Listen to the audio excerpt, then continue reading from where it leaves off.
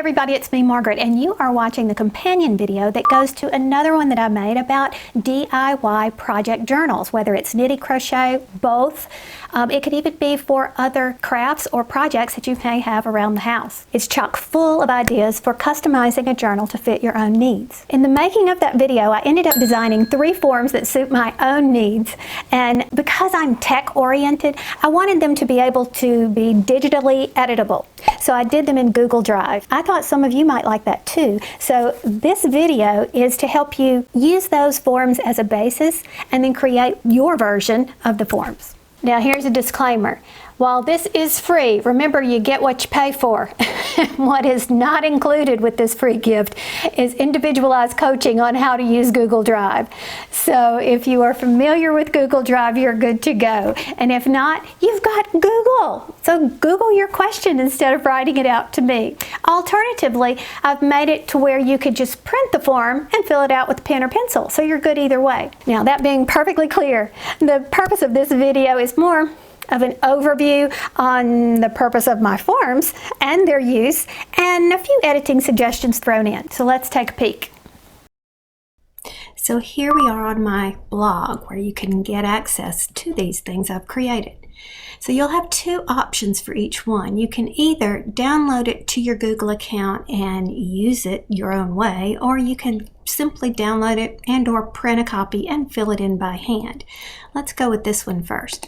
You click on that and it's going to pull up an image in your browser. Now with my browser, which is Edge, I can print it by looking for this icon of the printer. I can save it by looking for the icon of the floppy disk. Either way, it's yours, but you're going to have to know how to use your own browser. Alternatively, you may want to edit this in Google Drive, and only if you have knowledge of how to use Google Drive would I suggest doing this. Okay, so you'll click right here and it gives you the option to make a copy. Once you click that, it pulls it up.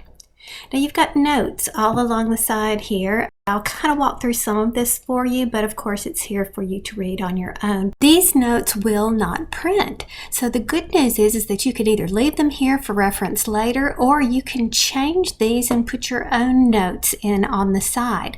Let me demonstrate. If we click the print button, it will give you a print preview, and see, none of the notes show up, so you're good to go. But right over here, it tells you the first thing you need to do is name your file before you begin. So go up here. That's what it's called right now. You can call it that if you want to, but I'm going to call it something different. So I'll just highlight this and say Goal Planner for Charity Hats. And let's fill out a pretend version of this so you can see how the features work. So let's start up here at the top. You'll see that it says date range right here. That's because you can use this not only for your yearly goals, but you can use this for short-term goals as well. And if you look over here in this sidebar, I've got tips and ideas that you might want to consider for your own goal keeping. If I were going to do this to keep track of my yearly goals, which a lot of people do make for their crafting, I would change this simply to year, okay, and then write, this happens to be 2022 at the time of this recording, so I'll put that there. And then what I'd probably end up doing is listing all the individual goals down here in the steps and milestones and check them off as I go. But let's see what you would do if you were going to do a date range, a short-term goal. Let's say I'm just going to do 3 months. We'll call it quarter 1, January through March, just for an example. What is it that I want to work on for these 3 months? So let's say that my goal is to achieve 12 charity hats, varying sizes based on the request of the charity. The next thing you want to do is the purpose. Now look over here in this sidebar. Goals are best achieved if you have a good reason. Otherwise, why bother? So put your purpose down here. And this is going to be personal, a reason for everyone. as far as importance goes, the reason that's on there is because you need to understand how it ranks in your life. If this is something that's very important, let's say you have committed to be a part of a group who says they're going to bring a certain amount. Well, that's going to be pretty important because you put your name on something. You said you were going to do this. So the way you do it is decide on how many stars it's worth. So I'm going to highlight that and I'm going to hit Control-C, which copies it. And then you just hit Control-V and then you can paste however many stars you think it is for these particular sets of goals. I like to use goal date instead of deadline, and that's just because unless it does have a hard and fast date, then I don't want that added pressure of, oh my gosh, the deadline is approaching. So that's up to you, and of course you'd fill that out. And then the rest of this is self-explanatory. Now let me tell you about steps and milestones. This is human psychology. It's always easier to achieve your goals if you break them down into parts, as noted over here. So here's probably what I would do. If my goal is 12 charity hats for this 3-month period, then I would probably divide them into 4 hats a month. And because I'm doing varying sizes based on the request of the charity, let's pretend that they told me that the sizes they want are extra large, because they rarely get that, by the way, and large, and then maybe the children's hats, children's large. Okay, because everybody wants to make baby hats, but these are the hat sizes that are probably in the most demand. Okay, so that's the plan, and it sounds doable, but then because, look over here, we're humans, setbacks are going to happen. It's important to record these because it helps you to avoid feelings of failure. For example, let's say something totally unexpected happened. So, oh no, on January 20th, Uncle Joe fell and he had to have emergency hip surgery. And so I had to go help. This is all pretend. I don't even have an Uncle Joe, so keep this in mind. So then I note that I adjusted the steps to get back on track. So what I could do is I could just delete hat 3 and 4 since I had only done 2 up until that point, and I can put them over here. I can do an additional one this month and then an additional one this month. Okay, so, oh, why does that? And because I wanted to make sure I have the right kind of sizes, I'm going to indicate that I need that this 5th hat here needs to be an extra large so that I don't have the wrong numbers. So now I made a visual picture of what my responsibility is for the charity hats I promised to provide. Of course, if this is printed, you could just check this off with a pencil, but what if you wanted to do it digitally? You could just highlight the little box and right-click with your mouse, and boom, click the check box. So you could check it as you go. Now, motivation, again, that's going to be something different for everybody. I just popped this in here because it's true. I want to provide what the charity requested. Yarn work brings me relaxation with productivity. So that could be anything. It's going to be different for everybody, but there's that. But of course, this is only an example. You can make yours any way you want. And you can also make it look different if you want to. Don't forget that you have total control by changing text color or highlight your goal date if you need to, so that brings that to your attention. Things like that. Of course, you can keep this as a digital copy as it is now, or you can print it and keep it in a notebook. So now let's say we want to download this project page, so you make the decision. Do I want to just print it and fill it in by hand? If that's the case, you click that one and you repeat the process. If you want to print it, use your printer icon. If you want to save it, use your saving icon, or however it works in your particular browser. But if you want to save this page to your own Google account, click this one. And once again, it comes up with make a copy. You'll click that, and it brings up this page. And of course, again, there's notes everywhere, and the first thing it tells you to do is to name your file before you begin. So come up here and give your project a name. We'll call this simple cable hat because I don't really have a name for what I'm going to show you. Now, if you know how to edit documents, this is not going to be so difficult. For project name, you can just click here and call it simple cable hat if you want to do that. Or actually, what I would prefer doing is get rid of that and leave that at the top.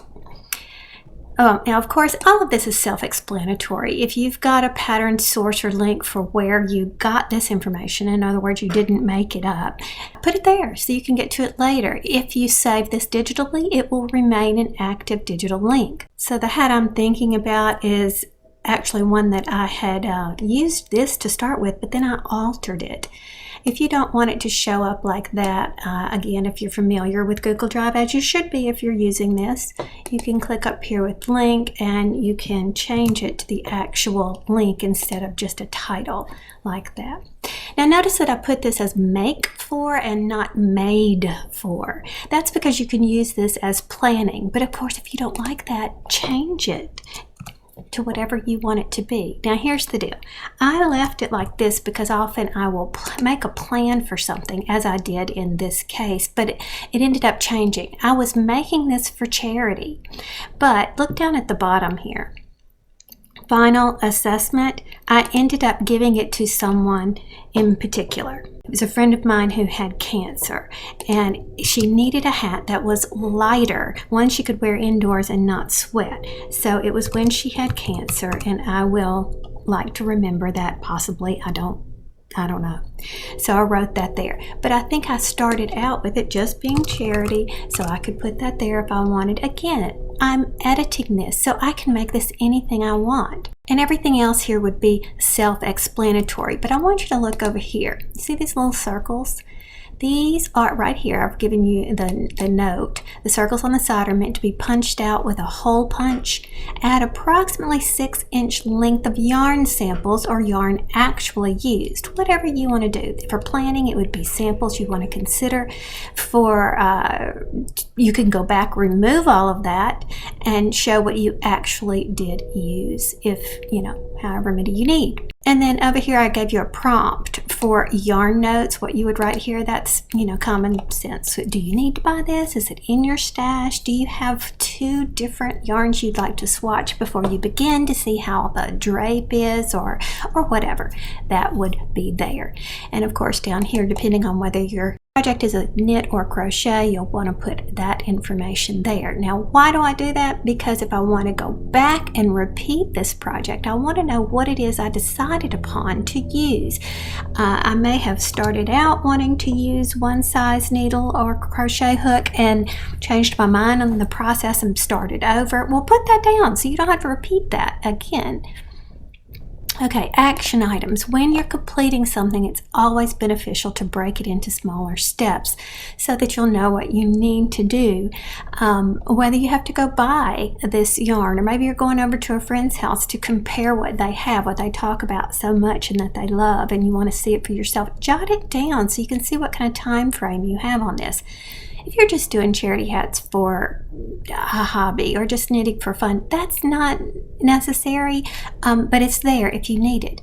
Ideas and notes could be anything. For example, like you'd want to do differently from the pattern, which is what I did here. This is what I actually did for this pattern, is I simply didn't follow the decrease instructions. I liked the cabling, and so I wanted to carry that all the way up to the top. My note here, I did my modified decreases. This is something that I do. It's something I invented myself. I didn't learn it from anyone, although others may do it. So I know what I'm talking about and don't need any more details than this. But if you are going to give this page, a copy of this page, to someone else, you may want to write out what exactly you mean by your own personal instructions there.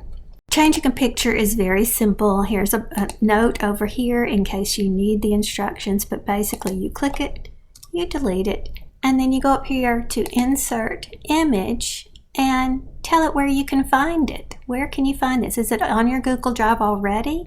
Or is it uploaded from your computer, which is the case for me. And there is the picture of it. And boom, it's so big.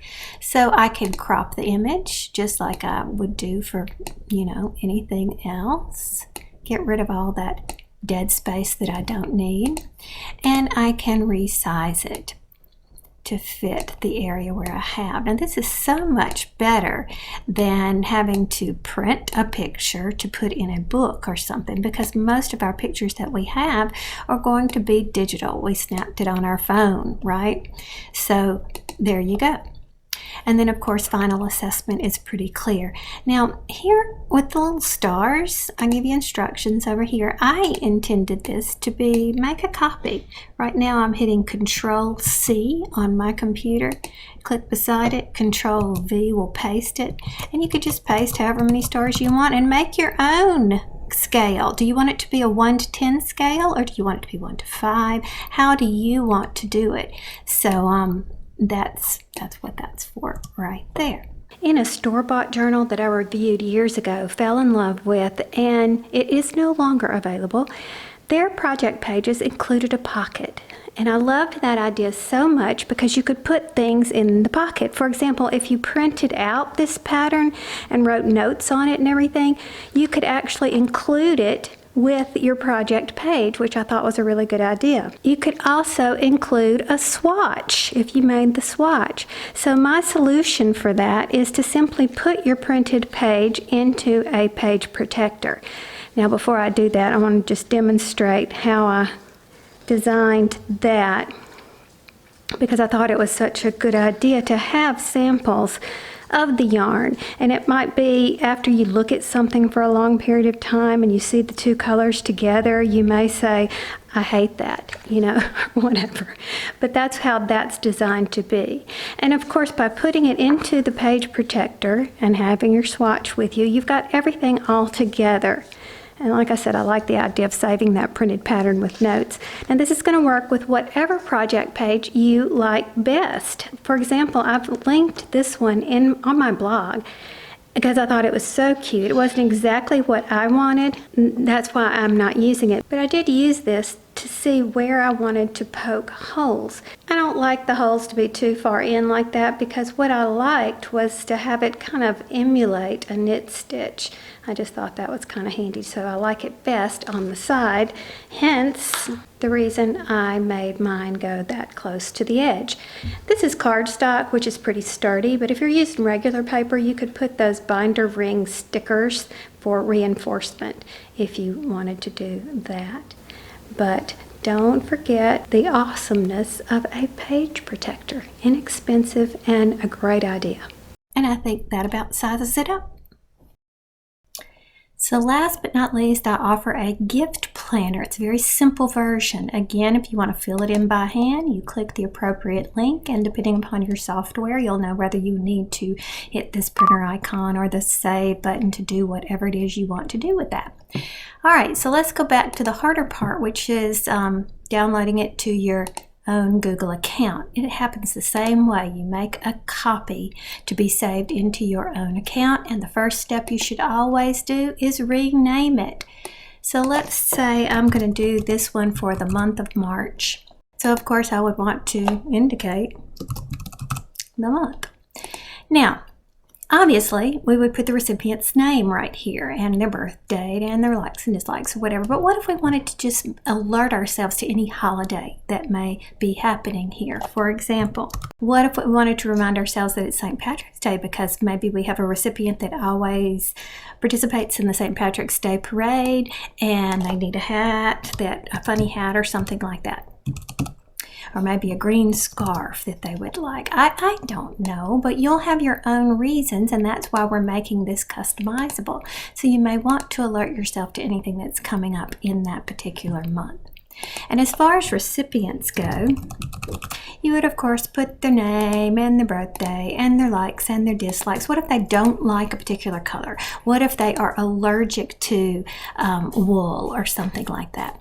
And you may want to mention any past items that you have done for them so that you don't repeat them, or in case you want to repeat them.